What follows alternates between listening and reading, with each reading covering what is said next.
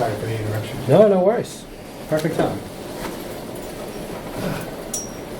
So, for those of you who haven't already figured this out, this is Solar is Hard and Other Lies We Tell Ourselves. I'm Andy Brown. Let's just get right into it. Who am I? Like I said, my name is Andy Brown. I've been doing HTML since 1996 when I found my dad's book of how to learn HTML in 24 hours, the 24 one-hour chapters. Finished it in 23 hours, no big deal. I've been doing Drupal since about 2007. I work at Pegasystems in Cambridge since 2018, a couple of years. And I'm from New Hampshire, which explains why I'm so weird, and also this picture. You laughed, but that picture won me $500 in a mustache contest, so I'm the real winner. So at this point, you're probably thinking, why trust me? I didn't like search. I'm a busy guy. When I'm at work, I'm busy doing work stuff. When I'm at home, I'm busy doing home stuff. And I'm also lazy. And both in the way of being the lazy developer that you hear, not Steve Jobs, who's the other one? The Microsoft guy. Bill Gates. Thank you, Bill Gates. So his quote is, I choose a lazy person to do a hard job because a lazy person will find an easy way to do it. So I think he was talking about developers in general at that point. But that's also me. So, you know, why am I the guy to talk about Solr? Because, you know, even with all this, I still figured out how to do Solr, and if I can do it, and you can. So before we get into like all the weeds and everything, let's talk about what we're talking about when we're talking about site search. We're not talking about SEO. We're not talking about searching for our site on Google or something like that. We're talking about searching in our site. So we have content, we want people to be able to find it in our site, so we want to build a search for it. And so what that basically means is we want to index the content where we break down the pieces of our content into chunks that then the search library can then figure out how to match that to what somebody on your site is actually looking for. And that is basically the really, really basic way of describing Google. So I got a nice little diagram down here that you can see. We get some more content we want, we put it in a search index. The search library kind of figures out how to match that to what we're doing. So let's talk about search on Drupal. There's kind of this sliding scale of simple and easy to more kind of involved and harder to use. So Drupal ships with core Drupal search, comes out of the box. I think it's actually enabled out of the box too, so you kind of, if you install Drupal, you have Drupal search. It's okay. There's not a lot of configuration you can do. It doesn't search on a lot of different things. It's super basic, but if you're looking for being able to say, hey, yes, my site has search, there you go. In the middle, we have Search API, which we're going to get into a little bit more later on in this talk. And it's a bit more configurable, which obviously gives you better search results, more relevant search results. But it is contributor modules, so you're going to have to learn how to install contributor modules, learn Composer, all that sort of thing. And it's not all that scalable with the way it comes. And then on the other end of the spectrum, we have like a third-party search, which we're obviously talking about Apache Solr today, because that's the title of this. There are other ones like Elasticsearch, things like that. They're all similar. They're competitors. Pluses and minuses of that are it's really powerful, it's really configurable, because that's what it's built to do. But it's also a lot more work to set up. Not a lot more work, but it's more work than just having it come out of the box. It can be kind of a bit of a memory hog, so it's kind of best set up on its own server, and it's got kind of a bit more involved setup. And at this point, you're thinking, I'm lying about the title of my talk, but I promise you I'm not. So, I mentioned we're going to get into Search API. So what Search API is, it's a contributor module. The link's there for you if you want it, and these slides will be up as well. So, it's actually not necessarily a search module. It's more of a search framework. So it's kind of the middleman between Drupal and the search backend or search library. It does come with, it's been around since Drupal 7. I think that's where I first found out about it and used it. And it's what's used on Drupal.org for their search as well, which is kind of nice. But it comes with a submodule called database search, so you can actually use just the search API module with the database backend in it, and that works as a search module. It'll index all this stuff in your database, and we'll see that in a little bit. But it's got more than that. What it does is kind of create this interface, like I said before, between that and third-party search, like what we're going to see Apache Solr in a minute. So, what is Apache Solr? And why are we going to use it? So, it's an open source platform. It's kind of the way that when I researched it and figured it out, it kind of feels like the Drupal of search. It's an open source platform. It's aimed a lot at enterprise level search. Like it can do a lot of stuff, and it has kind of, I don't think they call them modules, but it has like extensions that you can add onto it to make it do more things. And all of it's free, but it can be a little bit complicated once you start getting into the weeds of it, kind of similar to Drupal.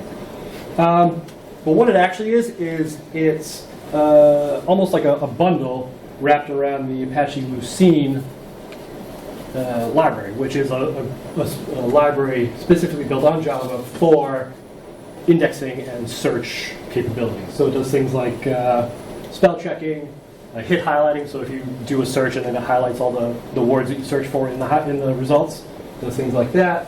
And tokenization, where you can break down words from like longer words and get the different pieces of it, and if you search for pieces of that, it'll return the whole word, that sort of thing.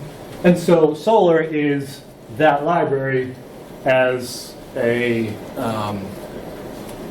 like server bundle, basically.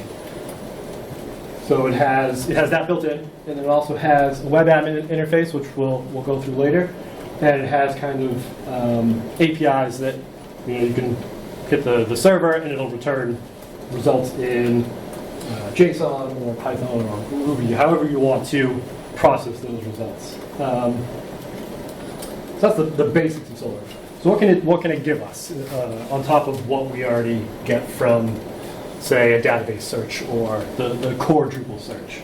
So these are, I kind of just copied and pasted from the features page, so if you want to learn a bit more about them for each one of these things, you can actually go to the website there. But they have, search capabilities, so like we talked about before, all sorts of like cross-data, cross-type searching, and phrases and wildcards and all these like fancy combinations of search. Query suggestions, things like autocomplete. This comes with Apache Solr. So kind of like type ahead search, you start typing and it starts giving you results automatically. Spell checking and things like did you mean. So if you search for something and it kind of figures out something similar, it's like, oh, did you mean this? And it can correct it that way. Just curious, to what level, to what version of Solr are you speaking for these? In general? Well, this is the front page, right? So this is the newest version. 7? Yes. Okay. Yes. And when we set up, we're just going to set up the latest version of everything, because we're starting from scratch, so but we'll get to that.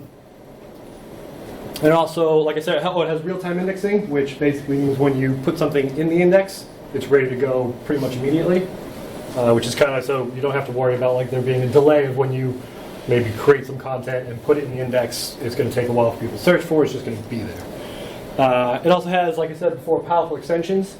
Those being things like plugins for indexing rich content, which basically means things like PDFs and Word documents. So it can go through, pull the text out of a PDF, put that as a searchable thing, so you can actually upload PDFs and search through those, which is pretty cool. It has geospatial search, which is kind of like location-based search, which I've tried to do without Apache Solr. And it's a huge pain in the rear. So having that come out of the box, just kind of by default, pretty cool. And the one quote that I had, that I would quote my nephew on, who is, well, he was 11 when he came up with it, was like Lightning McQueen, it's built for speed. All right, this is all great. We've seen all the features, but how does it work? So the best way is going to be to show you kind of a story about a website and adding search to it. I could talk about some of the super crazy search stuff that we do at Pegasystems that Chris over here has spent years building, but that's kind of a little overwhelming, so we're going to do something a bit more basic. And so to get this, you're going to have to know a bit more about me from the beginning slide with the mustache. Two things. One is I'm a nerd, which is pretty obvious, I think, because I'm standing here on a Saturday talking to you guys at a Drupal conference. And the second thing is that I'm a football fan, which I think is obviously obvious as well because I dress like a lunatic on the weekends. So when I'm not busy or lazy, I relax by making nerdy football websites. This is one of them. It's called 32 Teams.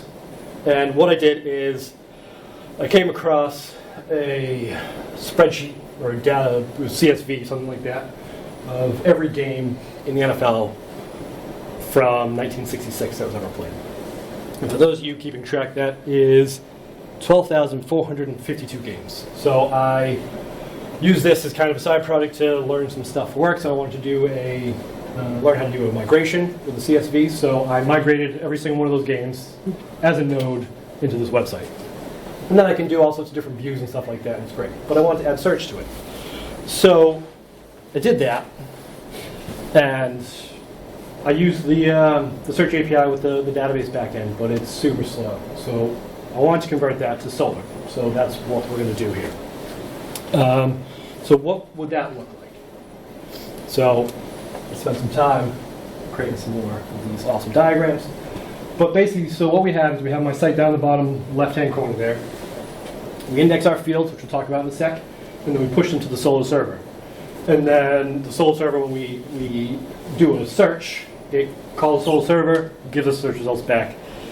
And that's great, but it seems a bit like, actually, sorry, getting ahead of myself. What does that actually look like from the Drupal side? And so this is the interface for the search API. These are all my fields that I have here.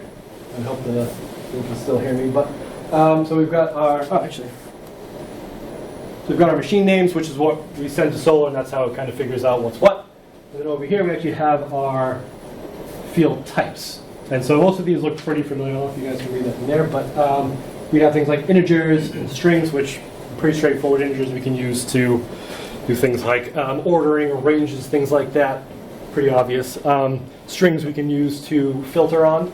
So let's say we have team names, and we can filter on the team names. Or we can, you can use it for display as well if you want. But then we also have one in here that is called full text. And what that is kind of a special search-related field. And it is what we're telling whatever search backend we want to use, in our case Solr, that when people search in the search box, we want them to be able to search on these fields. And so it's going to do some extra processing on those. It's going to kind of chunk them out into smaller words, things like that, into smaller bits. So if you search for the word new, you'll get New England or New York, things like that. So you can, that's where you can kind of do all your fancy processing, your type ahead, and your did you mean, and spell check, and all that stuff. So that's our kind of special full text sort of thing. So this is great, but it does seem a bit like overkill for a single site search for my side project, right? And you're kind of not wrong. We'll get a bit of performance gains, but apart from that, that's not necessarily huge for what we're doing here. But we can do other things too. Once we have this kind of consolidated place for search, what we can do is we can actually then use that in multiple places. So say I want to create an app using this. What I could do is I could push all the content from my website to the Solr server, and then I can use that Solr server and connect it directly from other things. So I can connect to it from my website still, right? Or I can connect to it from a separate website. Or a mobile app, and I can just connect directly to that, so we can kind of skip the whole Drupal piece of things if we're just looking for search results, and go and get the information and get it and return really quickly. Another thing we can do, which is actually what Chris has built at Pega with us, is we can have kind of a mixed selection of data. So we have a couple of websites. So for instance, let's say I want to do this with different types of sports websites. I want football, hockey, baseball, and have like all the games for each site, which you can search individually. But we can also push all those to one Solr server and have search results from all of them kind of propagate out to the other side. So let's say I wanted to create one kind of main website that you can search for results from cities. So let's say you search results from Boston. You want to get back, Boston Celtics and Boston Bruins. We can have all of those search results kind of filtered down to that. And so that's kind of what we've built, except we only have certain content going to certain websites and things like that. But so we can kind of get really intricate in the way that we return search results and how we kind of handle all these like cross-platform search things. All right, so said it was easy to set up, and you're probably, I've seen some faces here looking at me like I'm still lying, but I swear it's true. So back to my site. Again, side project, so I want it to be cheap, reliable. I don't want to be futzing with it once it's up. I just want it to work. I don't want to be paying an arm and a leg. And there are a lot of options out there for like hosted Solr, like Apache Solr hosting things, kind of like we have Pantheon and Acquia for Drupal. There's versions of that are specific for Apache Solr. And the one that I know we use is Open Solr, which is kind of, you click a button and it starts up a thing and you're good to go. But that would be too easy for a 45-minute presentation, so we're actually going to build one of our own from scratch. And it'll take about 5 minutes. So there's a handful of options for, cheap server space, AWS, things like that. But the one that I tend to use, just because it's easy and you can just click a bunch of buttons, is DigitalOcean. So if you're familiar with it, you'll recognize these buttons. And spinning up a server is literally just kind of clicking through an interface. You sign up for it, you click through an interface, and you have a server up and running. So in our case, what we're going to do is we're going to create a Ubuntu Linux server, just the version. I use the latest version. You can use any stable version, and that's fine. And again, just because to be transparent, I use the cheapest option you could possibly buy, which is $5 a month, and it gets you this. It gets you 1 gig of RAM, 1 CPU, which just basically processing power, not a lot of hard drive space, and the data transfer, which for our side project I'm never going to touch. So basically we go through and we click these buttons, choose a data center, which is basically where you want that to be located, because it's just a virtual server, so it'll spin it up wherever you want. So I think I chose New York because it's closest to here. And then we add our SSH key so we can actually get into the server using the command line. And then we're set up. So we have this kind of blank slate server, nothing on it except for Linux. And then we're going to save the IP address. It's the only thing we need to run from here. We've got a server up and running. So this is literally all it takes to install Apache Solr on Ubuntu. And I copied it from this website. I just Googled how do you do it, and this was the first result, so I went and did it. And it looks like this 4 steps is really 3, because the 4th is look at your work that you've done. The first thing we do is we install Solr, which is just a couple of different commands. You download the Apache Solr version, and then you unzip it, and then you run the install file. Now once that's up and running, we kind of stop it, start it, and then check the status just to make sure it's up and running. I did this a bunch of times because I thought I was doing it wrong, and this part never failed. So it's literally this easy, and there was no kind of what happens if, because it worked every time.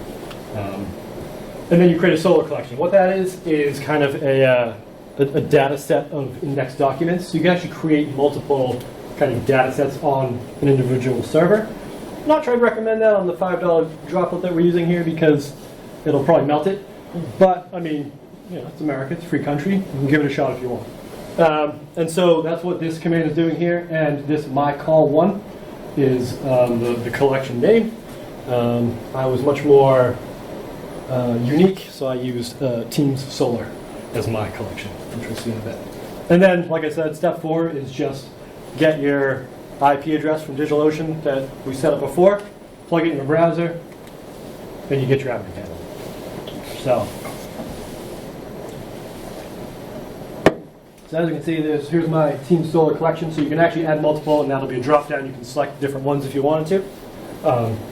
Kind of like running multiple instances of search on one Solr server. So Solr is running. Great, so let's use it. So now we have to connect Solr to Drupal, right? Makes sense. So there's a couple of modules that we talked about. Is the Search API module, which you know about. That's the middle connector. And then there's one called Search API Solr, which I think we can all figure out what that does. It connects the Search API to Solr. And here is it in Drupal Search, which is running on the Search API. So we install those modules like you would normally. I'm not going to go through that because it's a different talk, I think. Next step is to create a new Search API server. So Search APIs have two different. This is this module interface. Before I get too far, this is what it looks like when you go to the config page. You can see I've already got my local database one set up from what I did before. And so what we're doing is we're creating a second server by literally clicking the big blue button that says Add Server. So this is where we're going to add the connection from Drupal to Apache Solr. And yeah, so then it just gives you a form like every Drupal config page does, and you plug in all your information. It's pretty straightforward. It'll all be on. If you're using your IP address from your DigitalOcean droplet that we have set up, and the rest of it's kind of pretty straightforward. You just plug in the defaults basically, and when you hit save, it'll give you this page and it'll tell you if it's working or not. In this case, you can see here it says the Solr server could be reached and it could be accessed, which means the connection's there. One last piece we have to do is we have to, when we set up Solr originally, it comes with like default configuration, but we want to kind of give it more Drupal specific configuration, and the Search API Solr module does a great job of this. What it does, it creates this zip file, the config zip file, that you just click that button, it downloads for you, and it has all the specific configuration files that you need. So you unzip that, upload those to the Solr server, just replace the files that are there. And now the Solr server knows that we're talking to a Drupal instance, and so there's certain just Drupalisms in terms of like fields and things like that that it now knows about. So now we need to create an index. So we've got the server up and running, we've got the connection made, but we now need to add fields or content to that in that Solr server. So we can do a bunch of different things. The Search API module basically exposes any entity in Drupal to a search library. So in this case, you can see here, I'm doing content types. You can do a bunch of different things. If you have paragraphs, you can index paragraphs as well, which I've done, and it actually works, which is, if you've used paragraphs, you understand that that can not necessarily always be the case, but it does. It works as well as any of these other entity types. And then you can select even specific content types if you want. So I only want to index the games and the teams because I don't really need to index anything else in here. So I'm just going to do that. And then we add our fields, which we've seen before. So we've seen this interface before. This is just how you add your fields. Again, we have our machine name, then our field type, so that Solr knows what we're going to be doing here. And then we're going to kick off the indexing. And so what that does, this is the finished index page, but it will kind of just process all the Drupal fields, send them to Solr, and then Solr will have them, basically.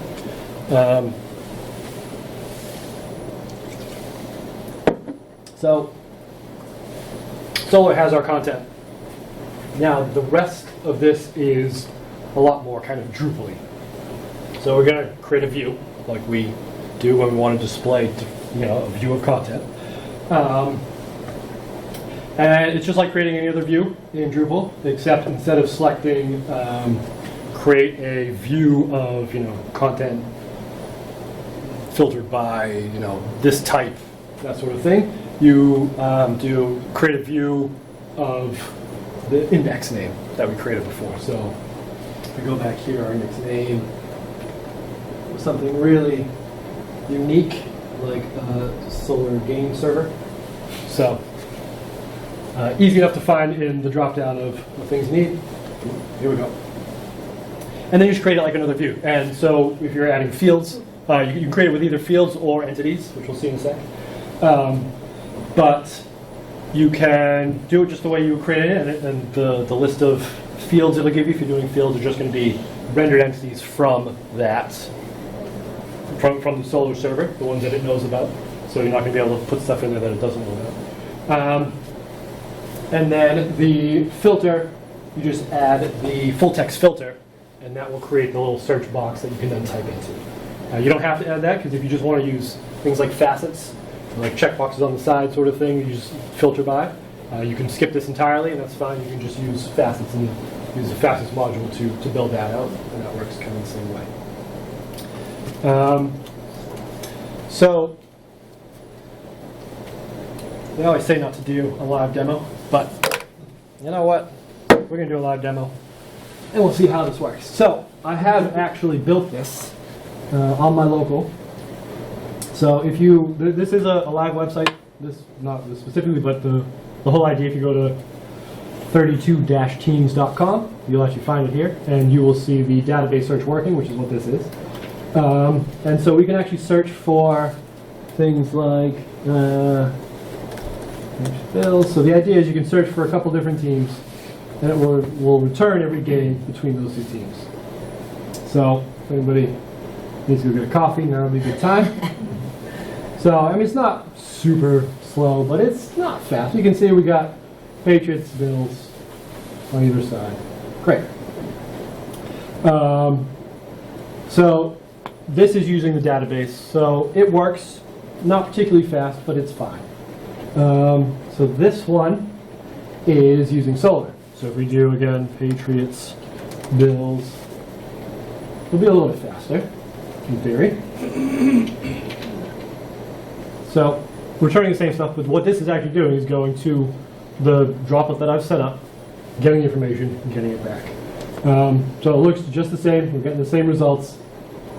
And we can, build on this now that we want to, if we want to do all our fancy stuff like type ahead and all that great thing.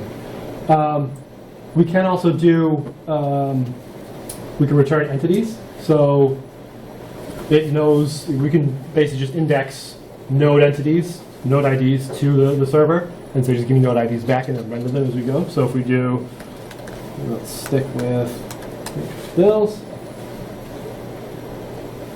I can't tell if I spelled that right. Oh, I did. Okay. And so, still pretty quick, probably as quick, if not quicker, than the original database search, and it's still rendering all these entities. And if you look at the bottom here, you'll see that not only is it returning New England Patriots, but they used to be Boston Patriots, it's returning those two. So it knows it's returning anything with the word Patriots in it because we set that field to full text. So it's going through all the titles of the teams and saying, all right, yeah, give me everything that's Patriots. And then the other thing we can do that I haven't touched on yet, but because there's been some talk about React and things like that. So we can actually kind of skip Drupal entirely for the search because we have it all in that Solr thing. And so I'm not going to show you the code because it's written by a Drupal guy who doesn't know React, but I had some help from people who did know React, and so they helped me, actually these two here, helped me build a React search that works pretty similar, but it's using that same Drupal backend, Solr backend. And if we type in the two team names, Patriots, Bills, don't blink, or you'll miss it. So it's a whole lot quicker. And so we want to change these to Cowboys. It returns it instantaneously. So now we're kind of moving up in terms of complexity, of course, because now we have to learn React and things like that. But we can kind of incrementally make this better as we go. It's So, quick question on the React. Yeah.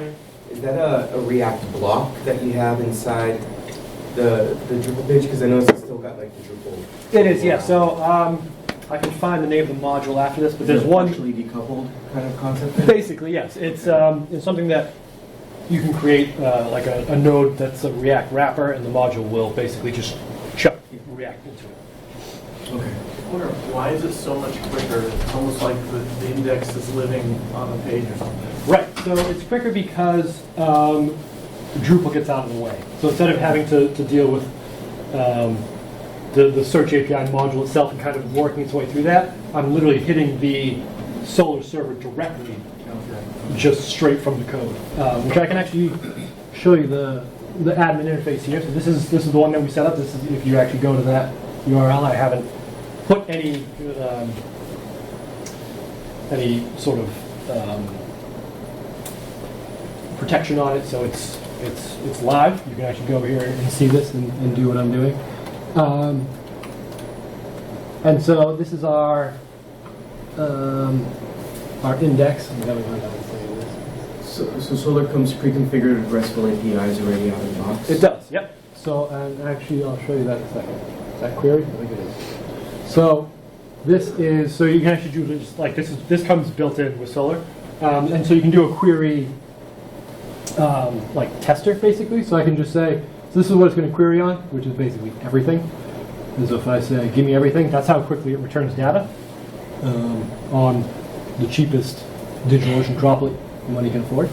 And then what we can do is, this is going to be tough to see for me, but let's do this. Let's copy this, and then copy this, just so you can see it filtering. I think that should work. Yeah.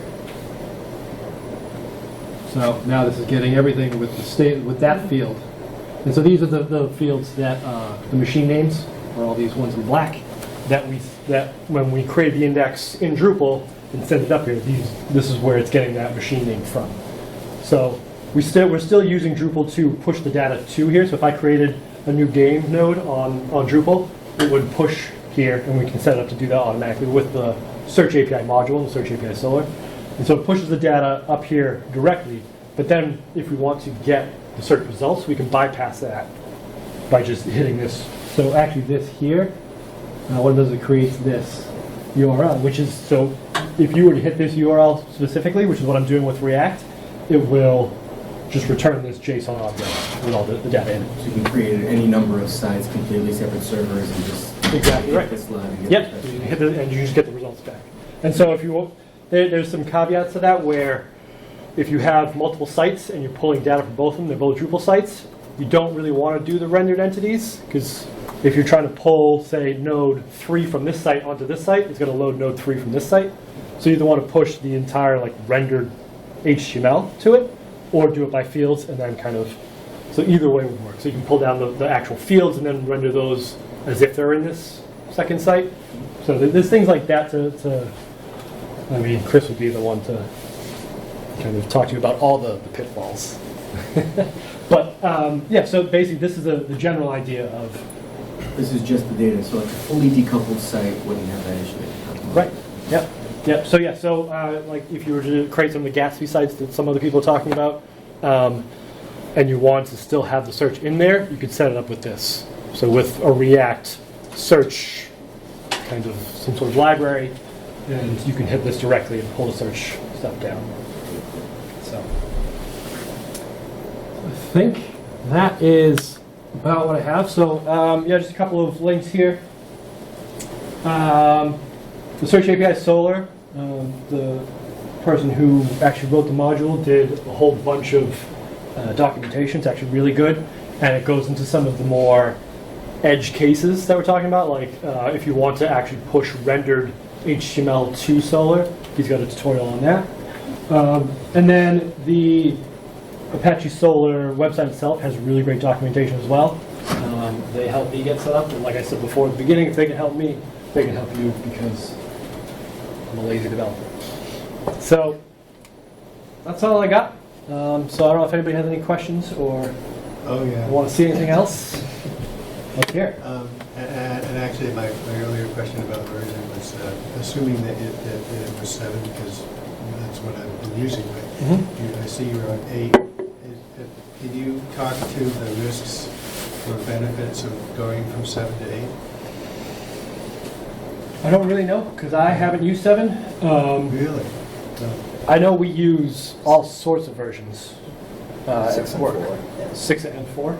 Yeah. So we're actually going to be going through that soon, figuring out how to, because I know there's, I think it's more, you get more functionality, correct me if I'm wrong, but I don't know how much of a difference it is moving forward, but that's something that we're going to have to figure out. So Yeah, I'm thinking of it in terms of things like compatibility with the API level, with how much work it is to make the transition. yeah, I mean, I know that the Search API Solr module has a couple different versions, and so there's compatibilities with, they actually have a chart on the Drupal.org page. They'll tell you what's compatible with what, and you have to use the version 2 of the Drupal module with version 7 or version 3 and 8, that sort of thing. So.